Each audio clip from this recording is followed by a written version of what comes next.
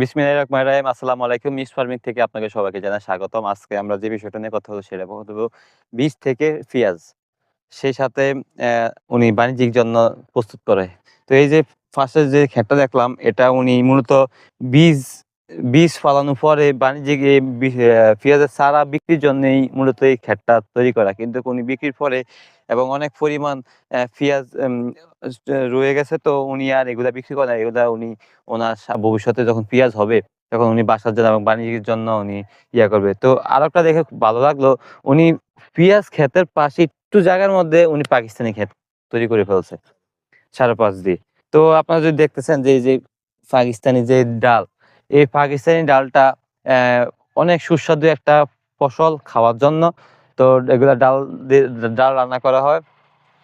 তো আপনারা যদি দেখতে পারতেছেন এখানে পেঁয়াজ ক্ষেতের ৪.৫ দিয়ে, পেঁয়াজ ক্ষেতটা যদিও অনেক বড় আয়তনের, ৫.৫ দিয়ে উনি পাকিস্তানি ডাল তৈরি করেছে। এটা আমাদের কাছে অনেক ভালো লাগছে। আমাদের মিক্সড ফার্মিং থেকে ওনাকে জানাই আমরা অভিনন্দন এবং স্বাগতম।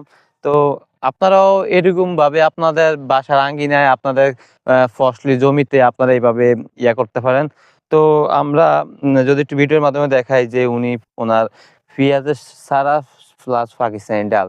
তো আর কিছুদিনের মধ্যে পেঁয়াজটা আ আ উঠ উ উঠানোর জন্য প্রস্তুত হয়ে যাবে। আর পাকিস্তানি ডালটা এখনো কাঁচা অবস্থা আছে। আর কিছুদিনের মধ্যে এটা শুকিয়ে যাবে। তারপরে এগুলা উনি বাণিজ্যিক জন্য উনি প্রস্তুত তৈরি করবে। তো আপনারাও এভাবে আমাদের মিক্সড ফার্মিং ফেজের মধ্যে আমাদের ভিডিওগুলা দেখবেন।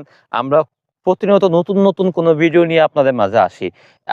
আপনাদের মাঝে আসি, কিন্তু আপনারা যদি আমাদের পেজে আমাদের লাইক, কমেন্টস না করেন এবং ফলো না দেন, তাহলে আমাদের তো ভিডিও করে কোনো উৎসাহ পাবো না। অতএব আপনাদের উৎসাহ হওয়ার জন্যও আপনারা বেশি করে লাইক করবেন, কমেন্টস করবেন এবং শেয়ার দিবেন। এতে করে আমরা আরো বেশি করে ভিডিও করব এবং এই ভিডিওটা আপনাদের জন্য অত্যন্ত গুরুত্বপূর্ণ, আপনাদের সমাজ ব্যবস্থার জন্য গুরুত্বপূর্ণ। তা আমি আর বেশি কথা বাড়াবো না। ধন্যবাদ সবাইকে। আসসালামু আলাইকুম।